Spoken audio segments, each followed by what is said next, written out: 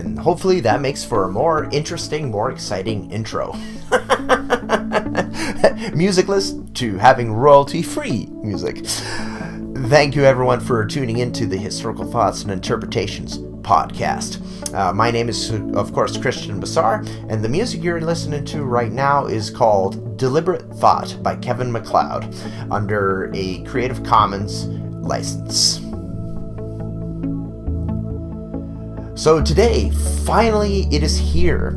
This is the first episode talking about a specific city in the Russian city history podcast series. I know I've been talking about doing Kazan, Kirov, Moscow, and all these other cities in a podcast series, and so I've been releasing some introductory episodes, such as a few weeks ago we talked about Russia's federal system to give a little bit of context into the cities we'll be looking at, but I haven't actually done an episode yet on a specific city. So the day is today, and I apologize for the delay. It is much later than I would have hoped, but life goes on, and this podcasting is a hobby as well. So, there are sometimes schedules don't always work out the way we hope, but I do plan to be keeping this up, of course, and we will be releasing these episodes as we go along.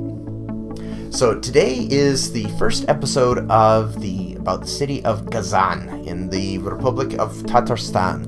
So this will just be an intro, and so I'll be talking a little bit about my impressions of the city itself, but also going briefly into some of the symbols, some of the history of the city as well. And as we'll go into more detail as we go later on. So again, sit back, relax, and enjoy the first episode of Kazan in the Russian City Historical Project.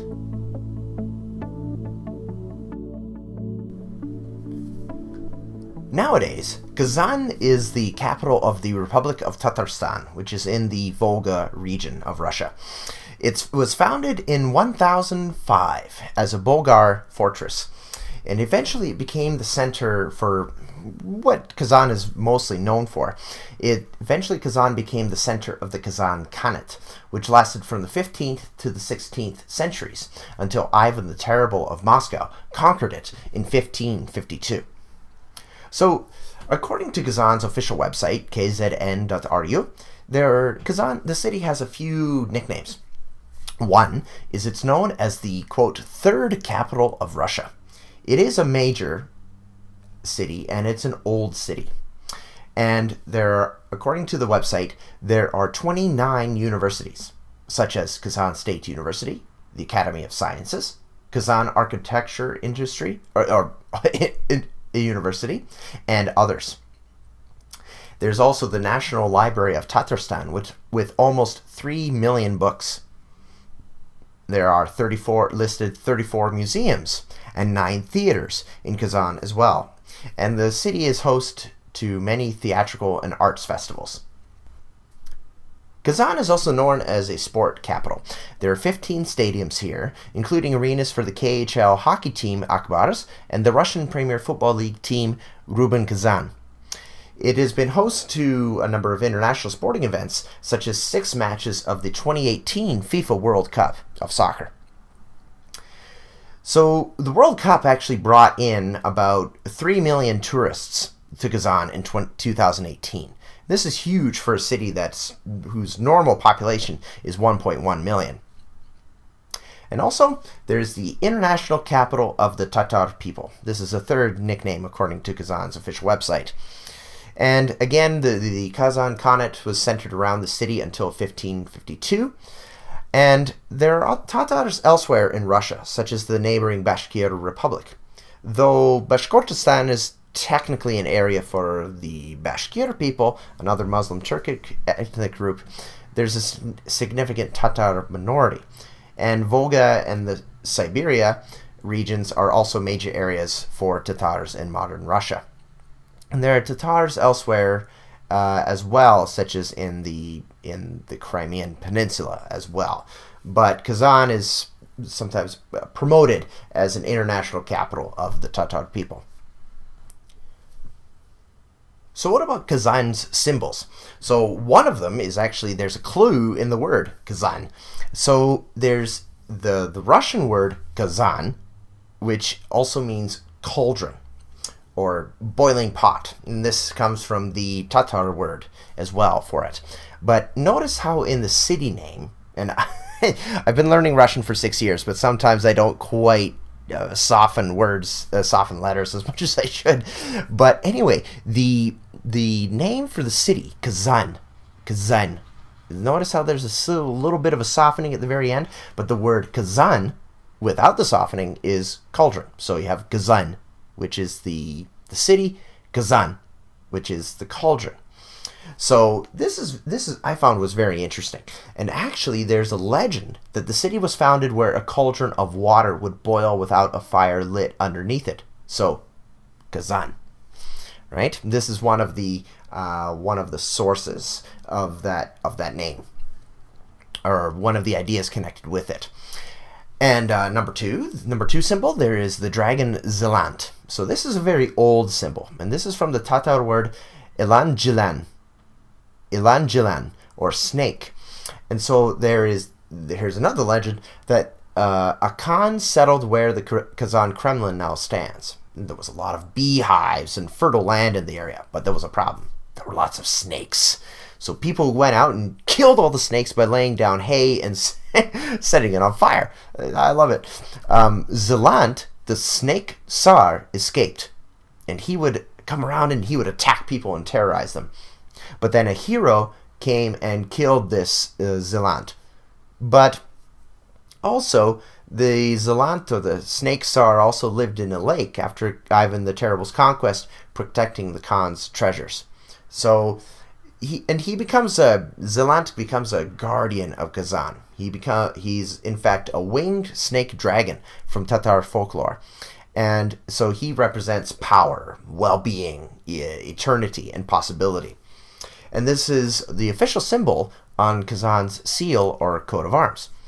And this is coming from the Russian imperial period. This was first used in 1730 until the Soviet period. And then in 2004, it was later revived. And some scholars, such as Tatar historian R. Khamikov and Turkologist Lev Gornilov, point to multiple influences on Tatar culture and symbolism, and they look at Zelant as an example of this. So, for example, dragons were used as symbols in other nearby cultures close to the Tatars. So Gornilov argues that Turks used dragons as guardian symbols, just like Zelant was. And in Western Hunnic culture, which in turn had some Chinese influence, also had dragon symbolism. And Persia also had winged dragons.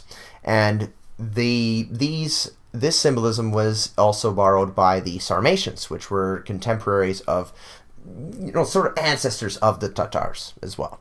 So these were some of the interesting thoughts that went into the origins of Zelant.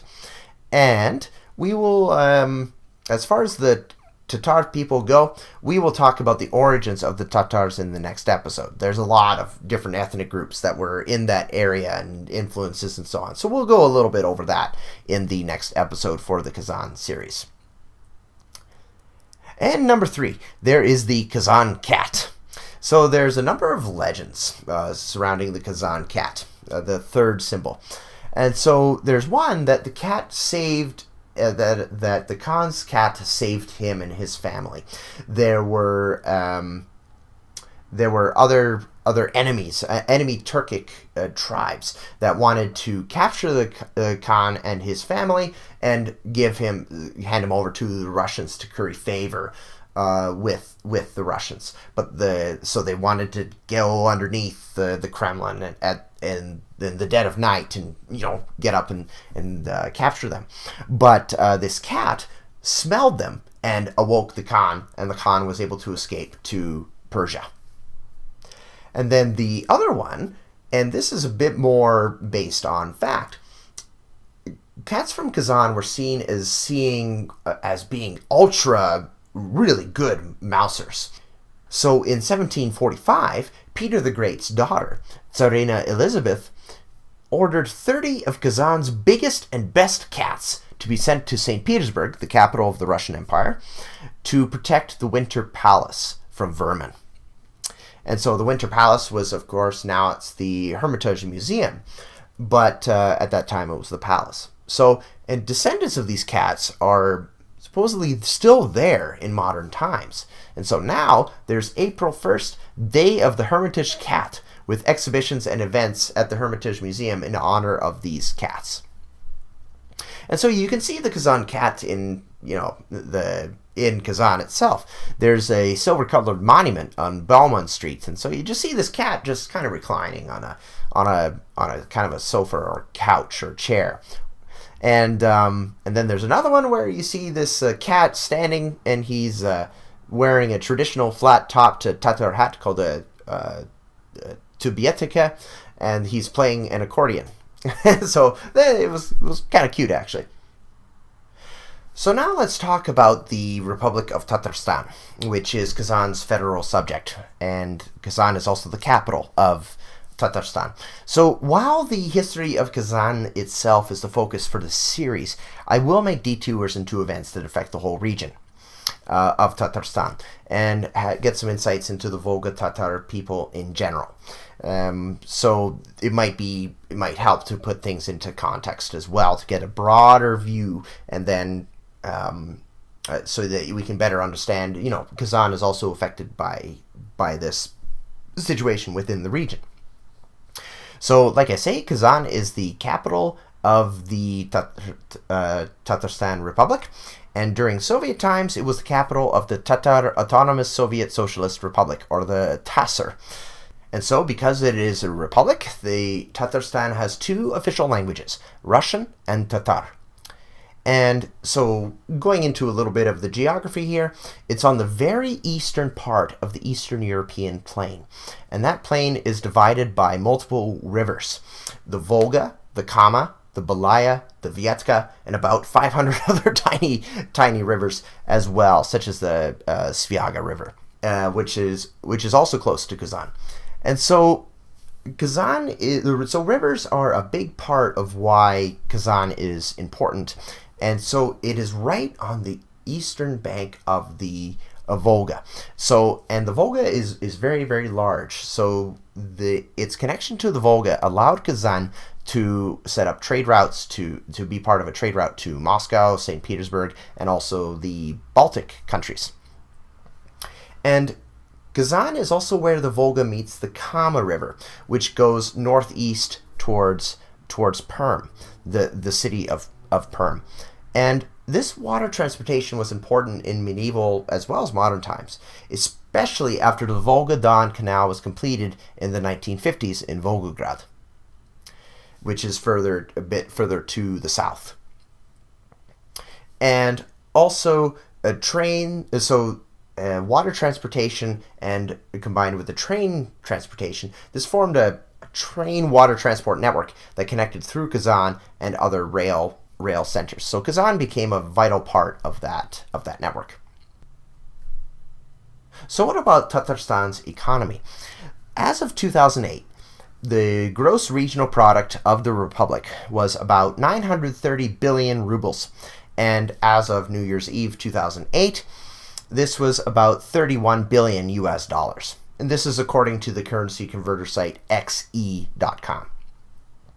So the Russian-based National Agency for Direct Investment reported that this was a growth. This showed a growth of 107.1% from the previous year, as compared to the Russian national growth rate of 105.6% of that time from the previous year.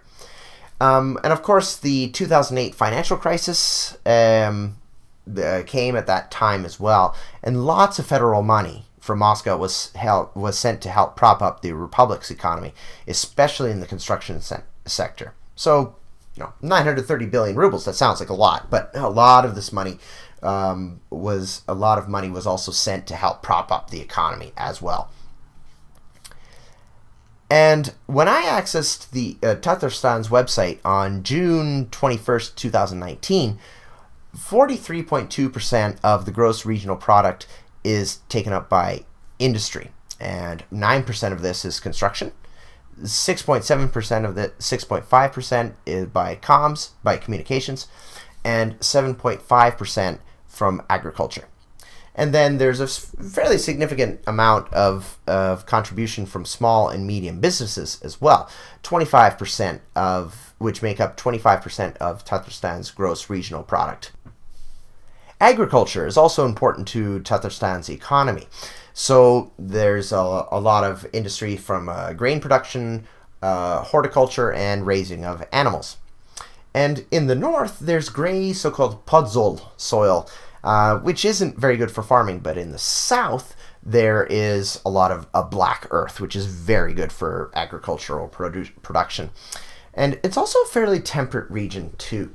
Average temperatures range from minus 14 degrees Celsius all the way up to 19 degrees Celsius. So it's not very cold or very warm. It's fairly temperate. So agriculture in Tatarstan produces crops such as sugar beets, vegetables, and grain. And in 2008, it was Russia's leader in meat and dairy production.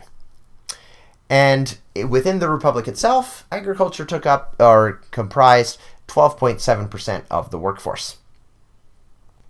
And in 2008, agriculture was reported to have brought in 124 billion rubles to the Republic. According to Tatarstan's official website, 2.2% of Russia's farmland is within the Republic, and which produces 4.5% of the whole country's agricultural produce.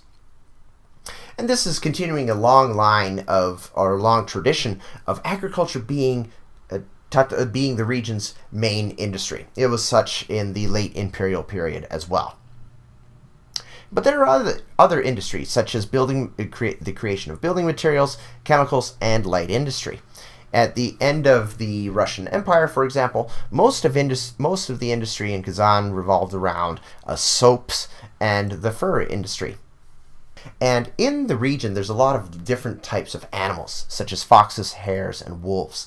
So that has that allowed the fur industry to gain some traction within that area.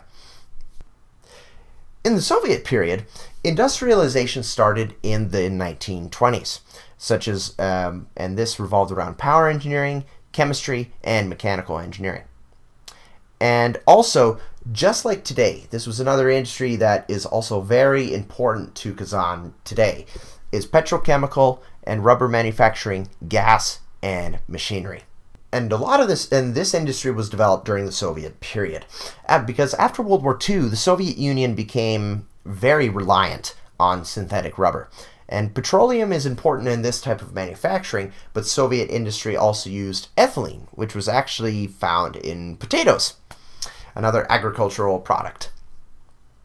So as far as oil goes in Tatarstan, and so oil was discovered in the late 1940s in the region.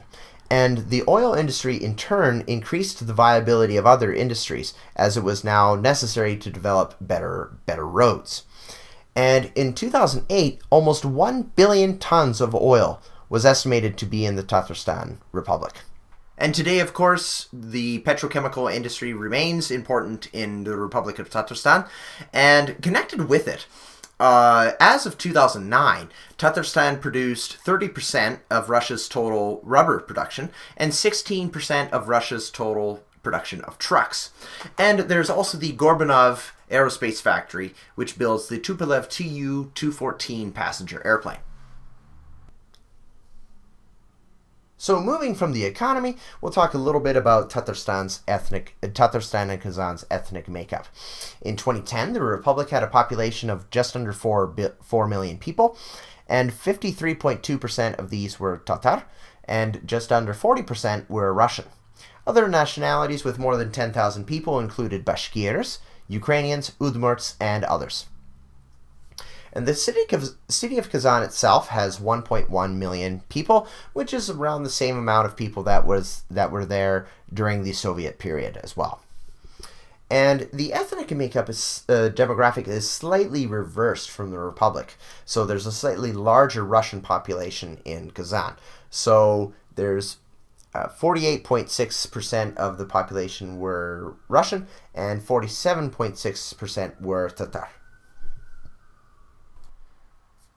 So what about the Tatar culture? So the Tatar people are a Turkic ethnic group, is said to have originated around the area around Lake Baikal, and then that gradually moved west and had mixed with other ethnic groups, other Turkic groups, and had influence from them, and then they also eventually moved west during the Mongol invasions.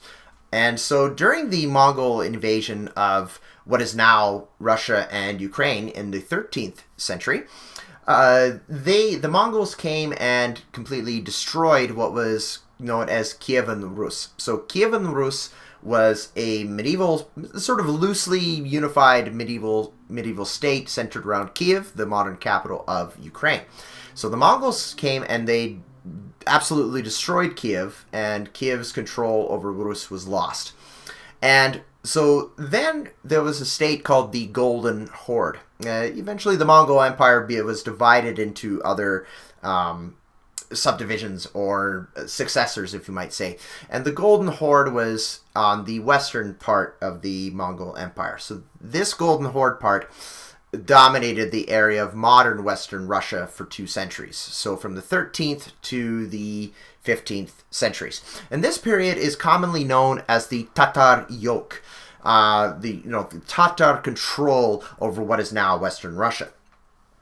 And so the word Tatar came to be associated with the people of the Golden Horde, with the successors of the Mongols.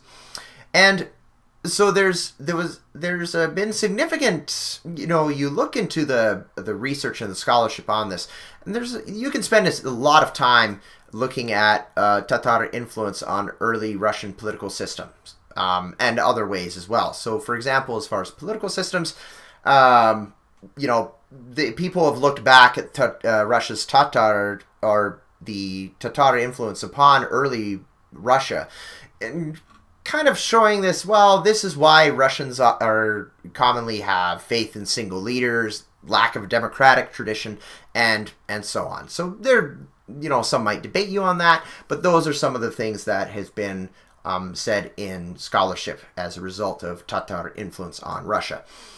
And also you sometimes see Tatar language influence the Russian language in the form of bywords. For example, the Russian word dengi for money is said to have been a Tatar byword.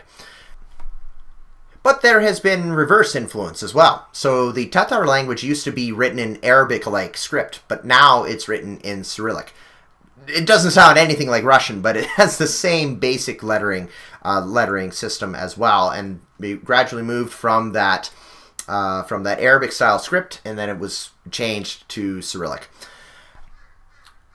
And another area of Tatar influence on Russian culture is in cuisine. So you will see in Russian cuisine, you will also see Tatar dishes such as chebureki. And chebureki is very popular in Russia. You can go to a little cafe or a little restaurant and you can order some chebureki. So they seem to be treated like a little bit of a fast food, but they're basically a boiled batter, filled pockets, kind of like a calzone, I suppose. And they are fried in oil, and they're filled with meat or cheese, and they're quite good. If you have a chance to have chebureki, sometimes in Western countries, if you live in Canada or somewhere else, you might be able to get some chebureki, and these are. I recommend it. Let's put it that way. So that's originally a Tatar food, but it became part of Russian cuisine.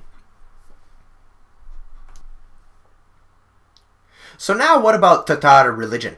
So the Tatar people are predominantly Sunni Muslim. And there are a number of other predominantly Muslim ethnic groups in Russia, for example, such as the Bashkirs and the Chechens.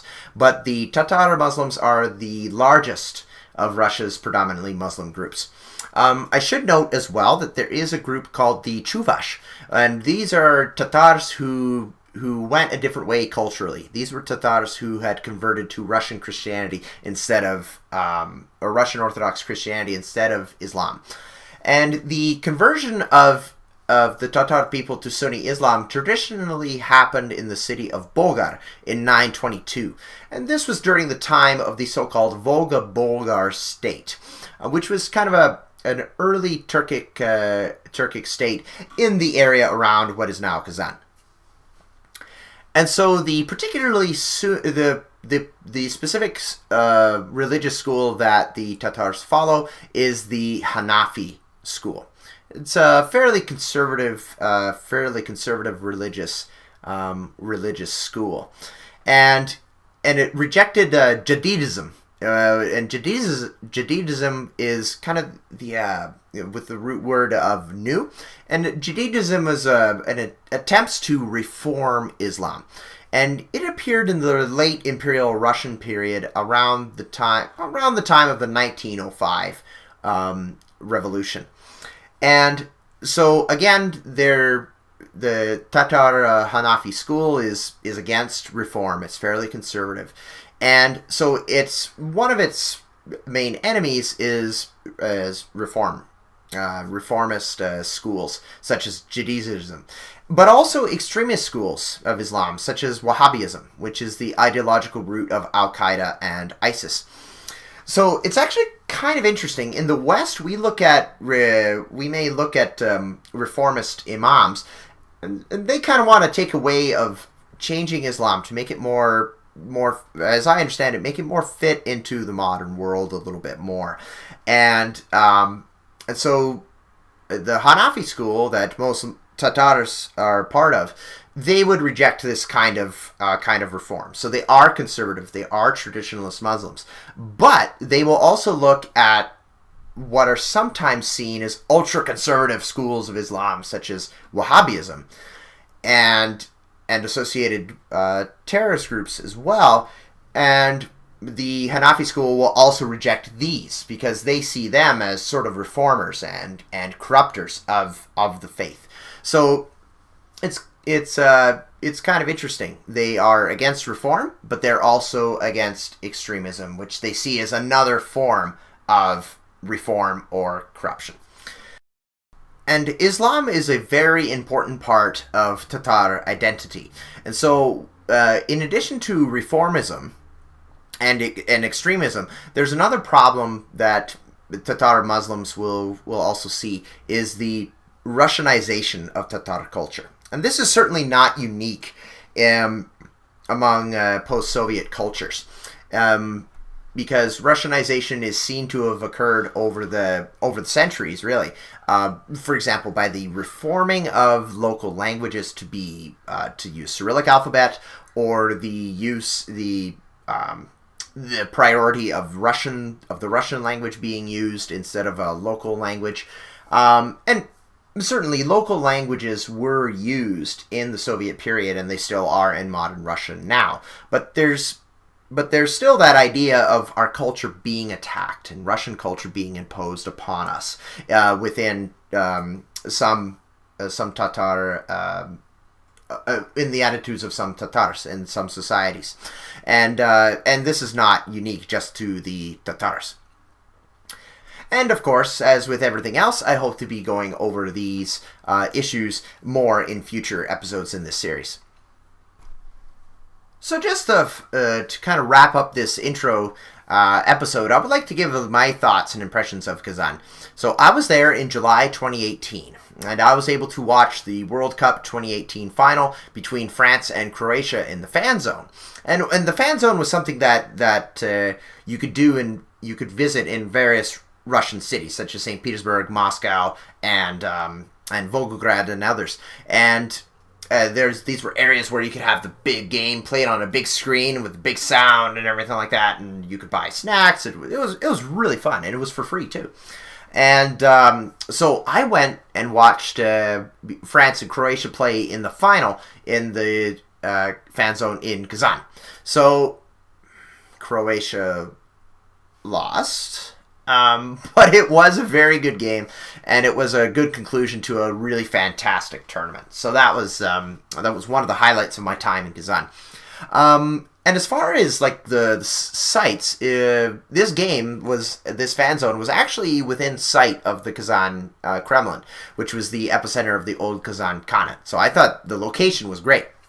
It was relatively easy to get to as well. I just took a bus and I walked for a good part of it, but you could also see the Kazan Kremlin on the other side. So that was really neat. And the Kremlin itself, so again, remember that the word Kremlin means kind of the old government center of the city and the walls. So it doesn't just mean the Kremlin as in the Russian government. So the Kazan Kremlin was built on top of a tiny hill on the banks of the Kazanka River, which goes into the city. So it's actually, there's a few differences between, it was quite different from Moscow's Kremlin. So the one thing, white walls, is according to brick, as opposed to brick red. The walls are not very high, about maybe 60 to 70 feet above the ground or so, and with wooden roofs built on top. I hope to speak in a future episode about Kazan's fortifications and weapons, so I do plan to talk about that. So the Kazan Kremlin, there's a lot there. It's actually a UNESCO heritage site, and it has been since November 2000. And the tombs of some of Kazan's past Khans are visible. So, for example, Mahmud Khan, he died in 1462. Muhammad Emin Khan, who ruled from 1468 to 1518. So the tombs of these two Khans is visible. You can kind of see them from above in a glass enclosure. So that was really neat. Within the Kazan Kremlin, there is the modern government of the Republic of Tatarstan. The governmental buildings are also housed here, which is known as the Presidential Palace. And it's actually very close to the previously mentioned tombs of Kazans, of the Khans. So you could probably walk like maybe 2 minutes or so, and you'd be at the modern Presidential Palace. So one of the biggest landmarks of the Kazan Kremlin and Kazan itself is the Kol Sharif Mosque, and it was a reproduction of the one that was destroyed when Ivan the Terrible conquered Kazan in 1552, and it was ordered by November 13th, 1995, by the president of Tatarstan at the time, Amshir Shamiev. And so it was built from 1996 to 2005, which actually turned out to be the 1,000-year anniversary of Kazan. And so it's actually a really beautiful mosque. It's one of Europe's largest mosques. And it's named after Kol Sharif, who was the last heroic imam of Kazan. So it's a very beautiful building. I can't really describe it very well. You'd have to look up pictures of the Kol Sharif Mosque. Basically, a very, very nice blue roofing and a bunch of towers on the outside, and it's very beautiful on the inside as well. So what's very interesting about Kazan is the Islamic culture in the city. And I found it to be a very interesting mix of European, Russian, and Islamic culture. It's been seen as kind of between the East and the West. And because you have the Islamic culture, you have the mosques, you have the Kol Sharif Mosque, for example, that I just talked about. And you also go into the metro or the subway system, and there's a lot of artwork showing Muslim culture and imagery. Yet the Russian Orthodox Church is still very visible. There are also Christian churches within the walls of the Kazan Kremlin. And also you can see this especially on the island of Sviazhsk, which was an island that was developed just before Ivan the Terrible took over Kazan. It's a nearby island, and it's mostly churches on that site.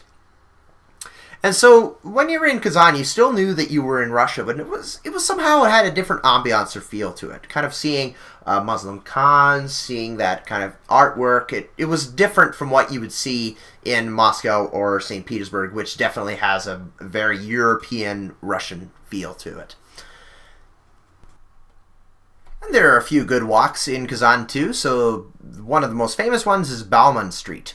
This is a long street for pedestrians, and so there's lots of shops and a church and along the way.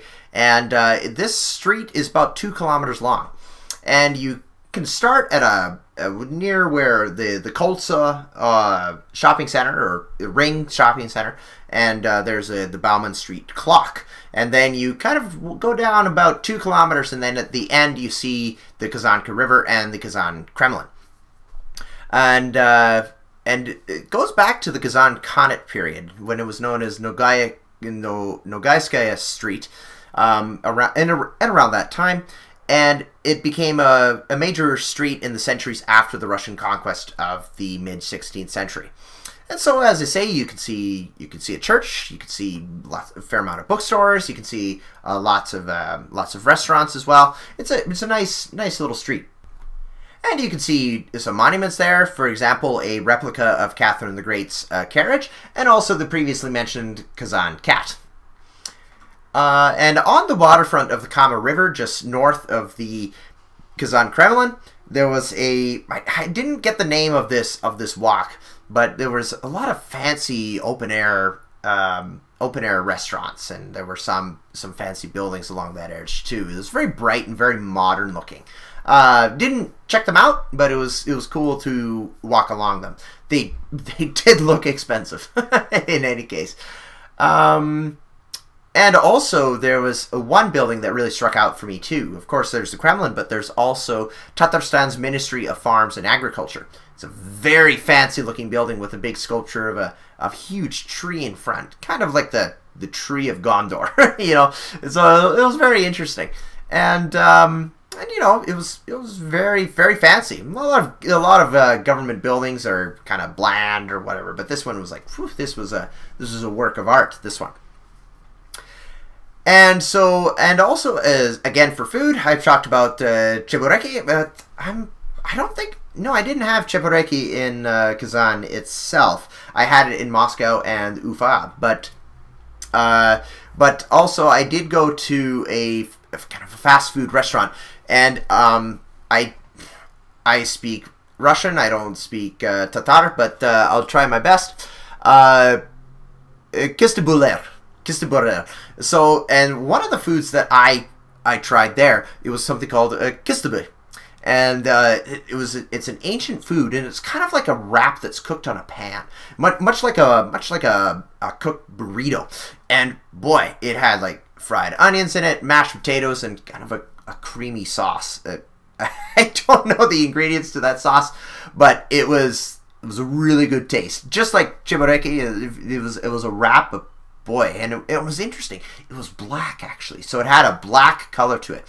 And of course, I keep deferring these to the future, but I do hope to do another episode about Russian foods and also talk about maybe Tatar foods as well. So, so I can do a little bit more detail on the ingredients and history of the foods and stuff like that. So those were some of my impressions of Kazan. I really enjoyed it. I mostly spent my time around the Kremlin. Because there were a few museums as well within the Kremlin as well that I was, and I went to inside the Kulturif Mosque twice. Once on the lower level, kind of the main area, and where you can walk in, and also into the area where worshippers would gather in the mosque. And this area was open to tourists at that time, and there was like a little museum in there as well. So I mostly spent my time, like I say, around the Kremlin, and one day I went with 2 friends as well to the Sviazhsk Island, which I just mentioned, and I'll be doing a little episode on that island as well. So Kazan, yeah, I found it was a fairly clean city. I found the weather was good when I was there. The fan zone for the FIFA World Cup was good. Yeah, I found it was a very, very nice city, and culturally it was interesting. It was still Russia, but it was different. It was different from the other Russian cities I'd been to in many ways, except maybe from Ufa. Both Ufa and Kazan had that Russian Muslim culture that you could see, and so that was quite nice and quite interesting. But it definitely had a different flavor, as I said, from Moscow and St. Petersburg, which most tourists going to Russia would be familiar with. So I suppose that would be a good time to end this podcast episode. So I want to thank you very much for listening, and we will be diving into some of these. I just wanted to give a little bit of an intro to the city, talk a little bit about Tatarstan's economy, how Kazan and Tatarstan are now, and also give a little bit of my impressions, talk about Tatar Islam. And so I just wanted to start with that, and of course, as we go through, we will go into more details. So I'll be telling more about those stories. So in the next episode, I plan to go over the origins of the Tatar people, and kind of leading up to the creation of the Kazan Khanate, and then eventually Ivan the Terrible's conquest of the Kazan Khanate in 1552. So with that, I will be signing off, and I will be playing a clip from a Tatar pop song artist, Guzel Uruzova, and be playing a clip from her song Kilchi Kirchi, which apparently, according to Yandex Translate, is a carpet. So it looks like the music video talks about fishing and stuff. So if you know Tatar, feel free to send me a message or something about it, and maybe see, maybe you could tell me what this means. But anyway, I like the song. It's a quite fun little music video as well. So if you want to check out Guzel Urozova, that is, you can look her up on YouTube as well. And so the music is quite catchy, and you also get to hear a little bit of the Tatar language, and you will see, even if the language is written in Cyrillic, it does not mean it's Russian. This language is very different from Russian, so you will hear that as we go out. So anyway, that's enough of me blabbering off, and we will talk to you later, and we will see you in the next episode. All right, thanks for listening. Have a good one.